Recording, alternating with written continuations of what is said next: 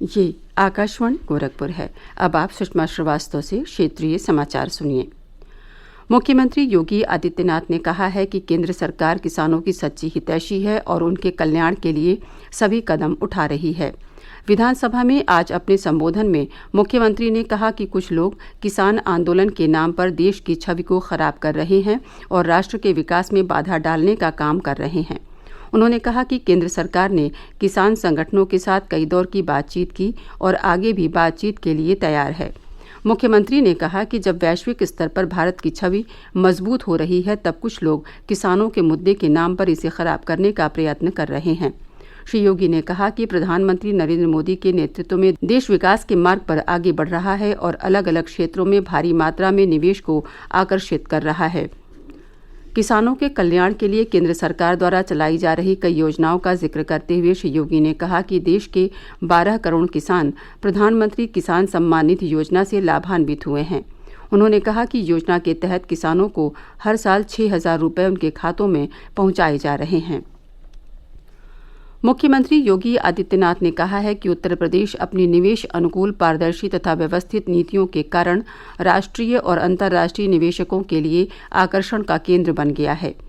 नोएडा प्राधिकरण और एक निजी कंपनी के बीच निवेश संबंधी समझौता ज्ञापन कार्यक्रम को आज वर्चुअल माध्यम से संबोधित करते हुए मुख्यमंत्री ने कहा कि प्रधानमंत्री नरेंद्र मोदी के मार्गदर्शन में प्रदेश ने उद्यम अनुकूल स्थितियों का सृजन किया है। उन्होंने कहा कि ईज ऑफ डूइंग बिजनेस की राष्ट्रीय सूची में प्रदेश का दूसरे स्थान पर होना इसकी पुष्टि करता है।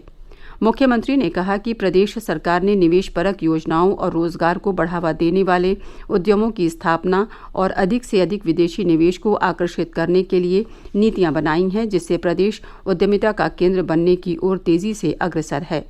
मुख्यमंत्री ने कहा कि उत्तर प्रदेश न केवल जनसंख्या की दृष्टि से सबसे बड़ा राज्य है, बल्कि देश की सबसे ज्यादा युवा जनसंख्या भी यहाँ है।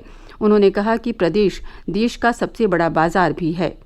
मुख्यमंत्री ने कहा कि प्रदेश सरकार ने राज्य की 24 करोड़ आबादी को कोविड-19 संक्रमण से बचाने के लिए स्वास्थ्य संबंधी मूलभूत सेवाओं को और मजबूत करने में सफलता प्राप्त की है।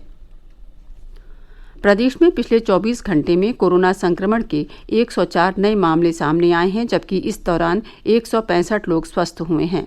फिलहाल सक्रिय मामलों की संख्या 2521 है। अपर मुख्य सचिव स्वास्थ्य अमित मोहन प्रसाद ने आज लखनऊ में बताया कि राज्य में कोविड-19 से स्वस्थ होने की दर 98.1% है।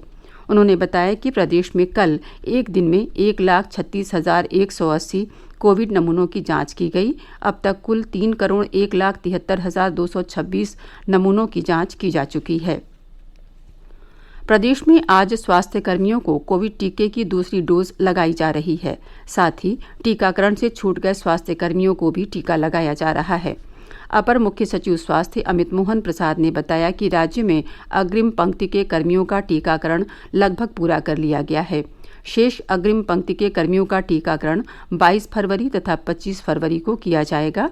इसके साथ ही स्वास्थ्य कर्मियों को टीके की दूसरी डोज भी लगाई जाएगी। प्रधानमंत्री के परीक्षा पे चर्चा कार्यक्रम के लिए स्कूली छात्रों, शिक्षकों और अभिभावकों के पंजीकरण की प्रक्रिया 14 मार्च तक जारी रहेगी। इस कार्यक्रम का चौथा संस्करण इस वर्ष मार्च में आयोजित किया जाएगा। इस कार्यक्रम के लिए प्रतिभागियों का चयन MyGov मंच पर ऑनलाइन प्रतियोगिता के माध्यम से किया जाएगा। प्रधानमंत्री नरेंद्र मोदी ने कल कहा था कि अब परीक्षा देने वाले बहादुर छात्रों ने अपनी परीक्षाओं की तैयारी शुरू कर दी है, इसलिए परीक्षा पे चर्चा कार्यक्रम भी वापस लौट आया है। आत्मनिर्भर भारत के अंतर्गत देश में पहला खिलौना मेला 27 फरवरी से 2 मार्च तक वर्चुअल माध्यम से आयोजित किया जाएगा। इसका उद्देश्य खिलौना निर्माण को बढ़ावा देना और वैश्विक बाजार में हिस्सेदारी बढ़ाना है। इसके माध्यम से भारतीय खिलौना उद्योग के सभी हितधारकों को एक मंच पर लाने के लिए स्थायी संबंध बनाया जाएगा। भारत खिलौना मेला 2021 की वेबसाइट है www.indiatoyfair.in।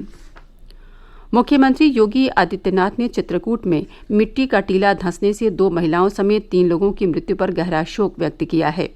मुख्यमंत्री ने मृतकों के परिजनों को 2-2 लाख रुपए की आर्थिक सहायता देने और घायलों के समुचित उपचार की व्यवस्था सुनिश्चित करने के निर्देश दिए हैं।